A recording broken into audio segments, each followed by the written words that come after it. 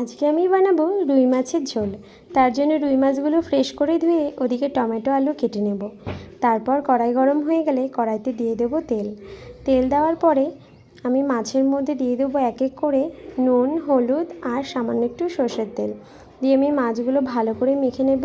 মেখে নেওয়ার পরে কড়াইয়ে তেল গরম হয়ে গেলে তার মধ্যে এক এক করে মাছগুলো দিয়ে এপিট ওপিট ভালো করে নাড়াচাড়া করে মাছগুলো লাল লাল করে ভেজে নেব। তারপর আমার মাছ ভাজা হয়ে গেলে আমি এর মধ্যে দিয়ে দেব একটা তেজপাতা আর একটু জিরে দেওয়ার পরে আমি আলুগুলো দিয়ে দেব।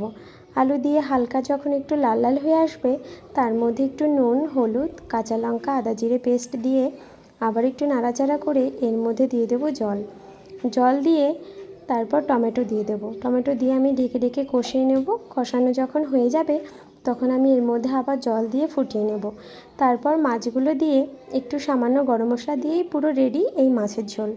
আর তোমরাও চাইলে বাড়িতে এইভাবে করে দেখতে পারো, অবশ্যই কিন্তু খুব ভালো লাগবে। আর তোমরাও জানাও এই মাছের ঝোল কেমন হয়েছে।